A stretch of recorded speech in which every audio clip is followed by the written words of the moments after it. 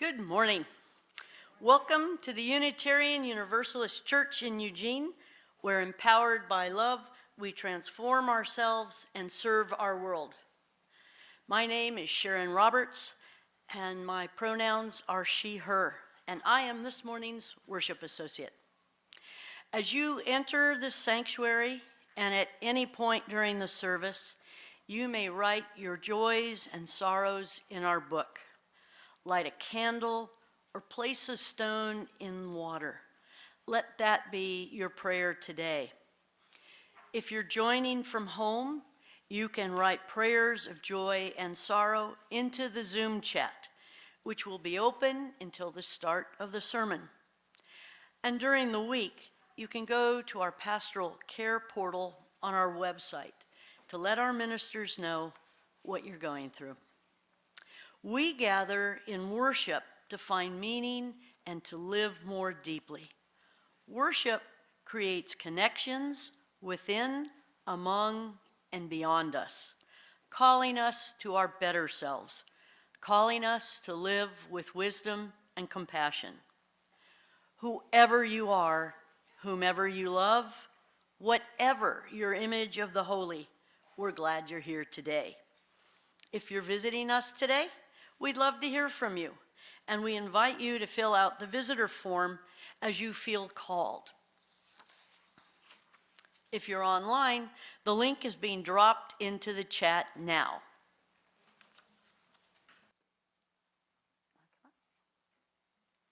Assisting me this morning with lighting the chalice is River.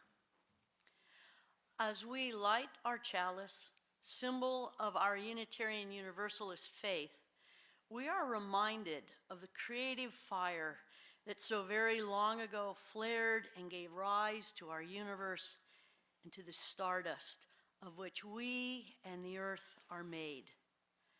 The fire of our chalice invites us to come into its warmth in the company of friends, family, and this faith community. The fire of our chalice calls us to commitment, to do whatever we can, and to be assured that it is never too small a contribution. Let us come into this light of the fire and worship together. As we have done since the beginning of the war in Ukraine 2 months ago, we light this blue candle in support of all of the people affected by this war. And now, let us stand together and say the words of our mission, which affirm our shared purpose. Empowered by love, we transform ourselves and serve our world.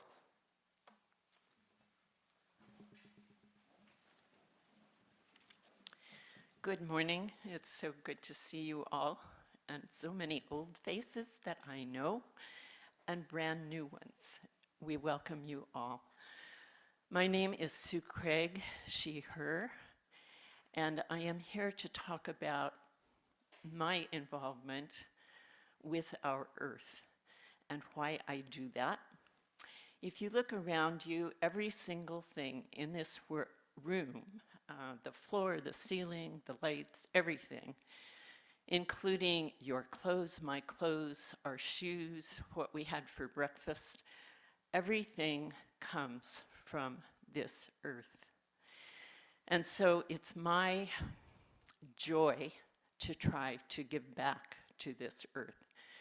And possibly you might be doing exactly the same thing. Think about ways that you can do that. And I know right now it's pretty overwhelming, but if you look around, you all know how much we can do together. And that's how we can do it, is to work together. In our Earth Action Group, we work toward many things. We support That's My Farmer, which is local and has CSAs, food that you can buy that's produced locally.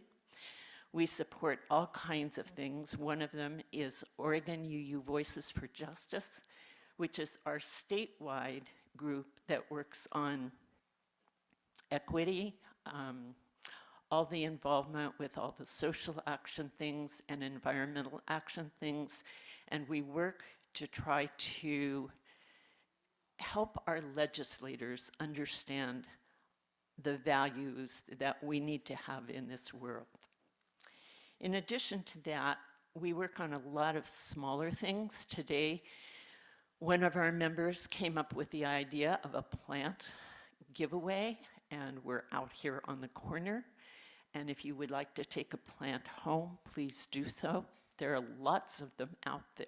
It's pretty impressive, and thank you all for doing that. This is, again, how we work together.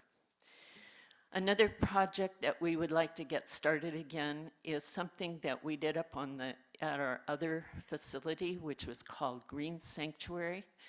The UUA has changed that now totally, but it would be good if we went back and revisited what we did before, and some of the ideas are working with the kitchen committee to encourage that we don't use plastic, we don't use paper. You know, we have lots of napkins, we have lots of silverware, we don't need to do throwaway. So if somebody would like to get involved with that, it's very specific. It has a beginning and an end, so you don't have to be in it forever.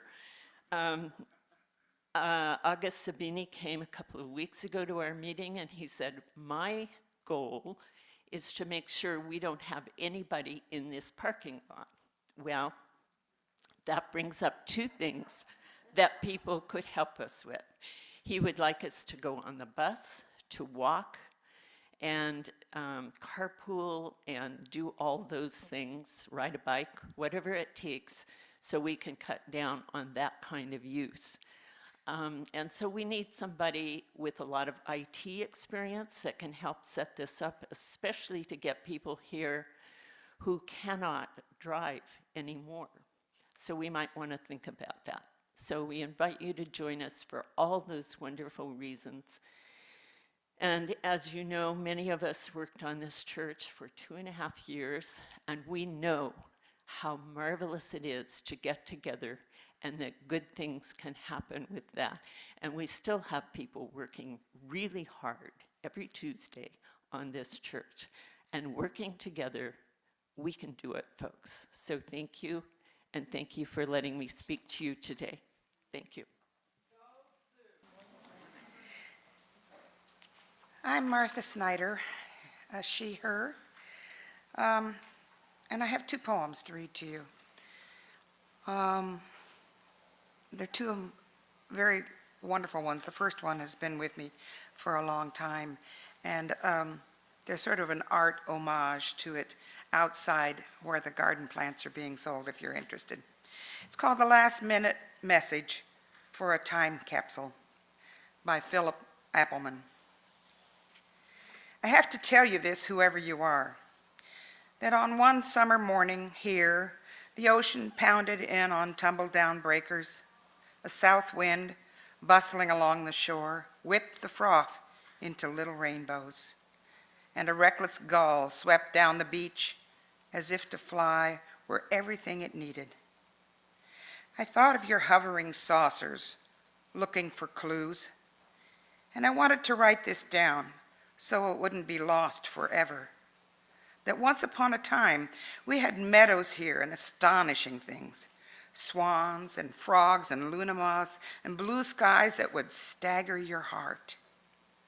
We could have had them still and welcomed you to earth, but we also had the righteous ones who worshiped the true faith and holy war. When you go home to your shining galaxy, say that what you learn from this dead and barren place is to beware the righteous ones.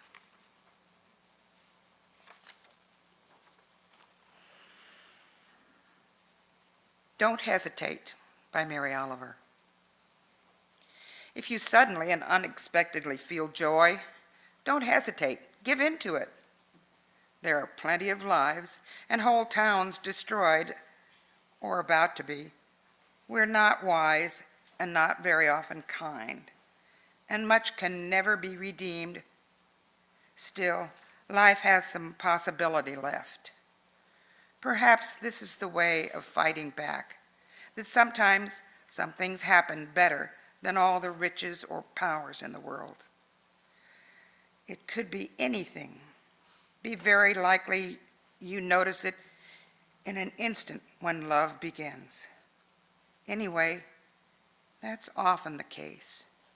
Anyway, whatever it is, don't be afraid of its plenty. Joy is not made to be a crumb.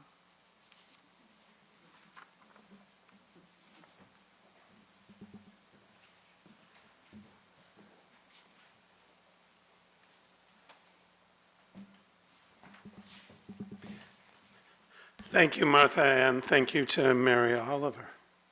My name is Dennis Reynolds. I use he, him pronouns, and I'm proud and honored to serve as an affiliated community minister of this congregation.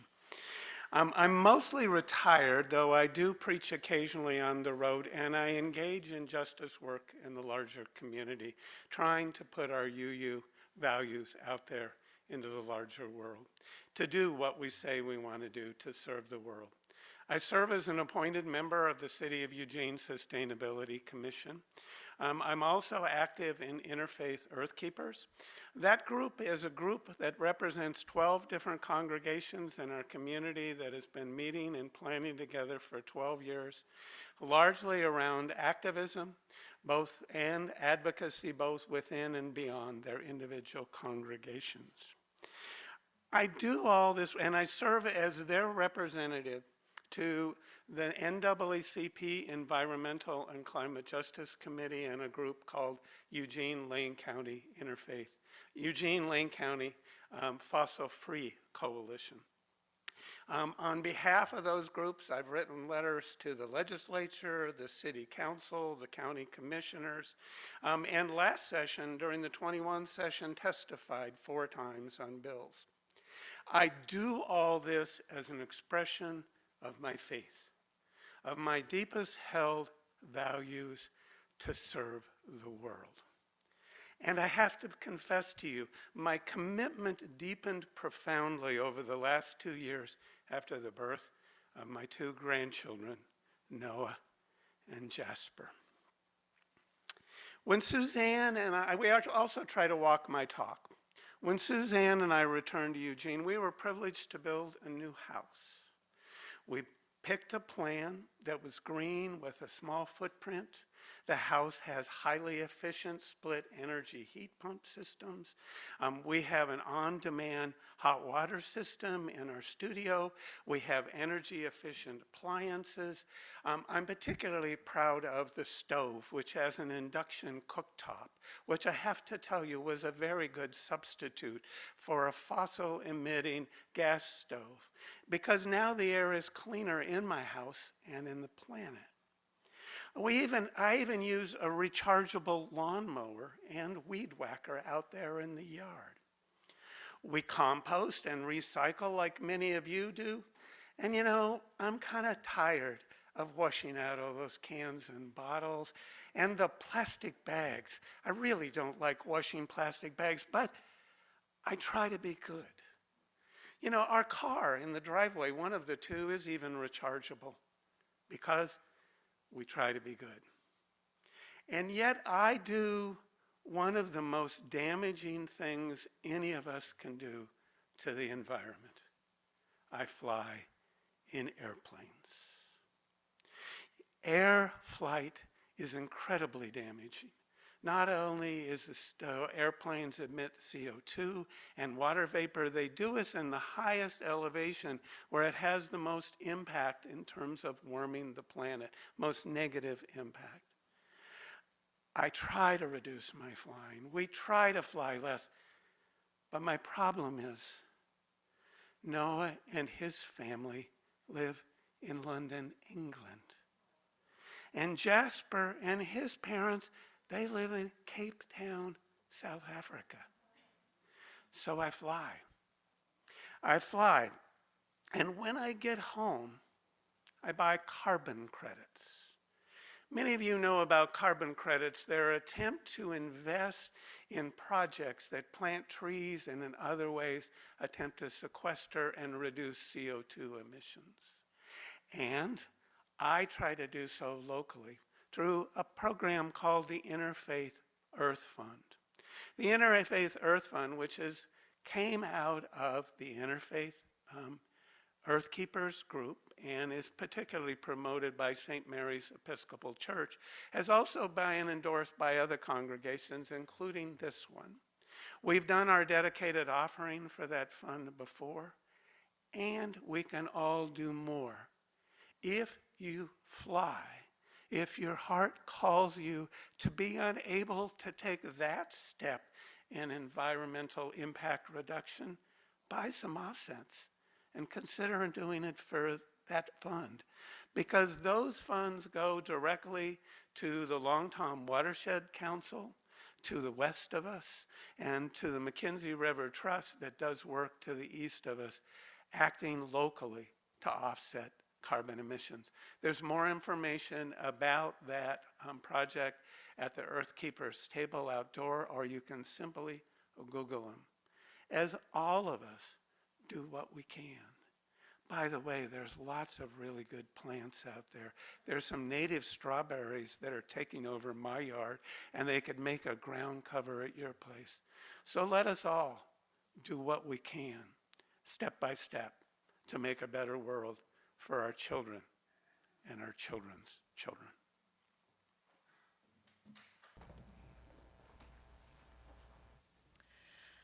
By now, most people know the facts.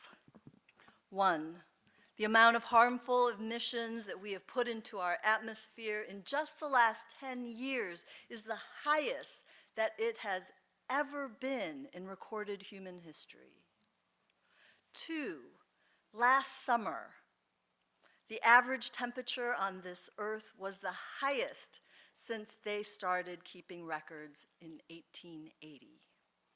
And 3, if we, the citizens of this planet, don't do something to decrease the amount of fossil fuels that we burn, we will soon reach the point of no return. Temperatures will continue to go up, and the loss of life will be unimaginable. Those are the facts. I'm not telling you anything that you don't already know. Many of you have changed your habits because of what you know. In the last 5 or 10 years, what have you changed in your life? Became vegan. Drive less. Got a different vehicle. Stop buying plastic. Buying carbon offsets when you fly. I started taking the bus to work. Not all the time, but more than before. You traded in your gas stoves for electric. You installed solar panels. You started growing more vegetables in your garden. You're riding an electric bicycle now. You're mindful of the way that your life and your decisions impact this world. People all over the earth are taking bold action, and it's really making a difference in a lot of places. In some places, they have actually been able to reduce their carbon footprint and build up their renewable energy systems. And you know what? One of those places is right here in Eugene. So I'm new to Oregon. I've only been here since last August. And so in this time, I've been learning about this place and about the people who live here. I learned that Oregon doesn't burn coal anymore, right? The last coal plant in Boardman closed in 2020. And yes, we still use electricity from coal plants in our neighboring states, but it's progress, right? And I also learned that most of the electricity here in Eugene doesn't come from fossil fuels. 80% of our electricity comes from hydro. And that doesn't mean that we don't still put a lot of greenhouse gases into our atmosphere. And so electrifying this particular city as soon as possible can make a really big difference. I'm also learning that this place is the home of climate activists, environmental justice makers, earth keepers, nature lovers. There is a lot of people power here, right? Your individual actions are so important, and as Dennis and Sue both said, we can do more. I know I can do more. And we also need to push for big structural changes to our government and our economies. And that, my friends, calls us to engage our collective power. And since we are a people of faith, our collective power is a moral one, built on love. And as I have said many times before in this sanctuary, when we speak of love in this church, it's unconditional love. It is not transactional.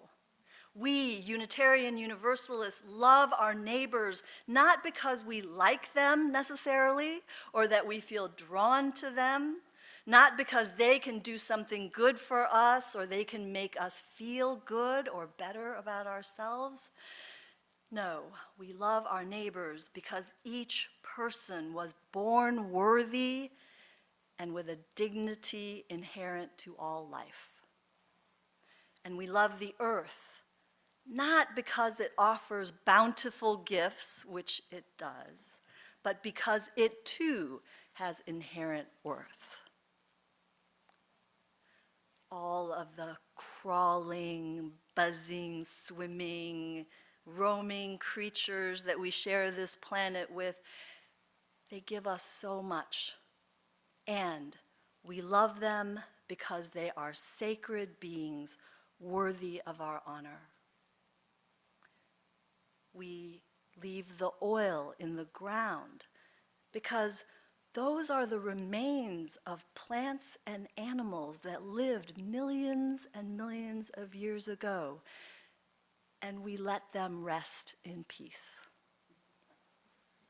We hold sacred the rocks and rivers, the sky and the seas, because we know that we are so deeply interconnected with them that our well-being is their well-being. Their well-being is our well-being.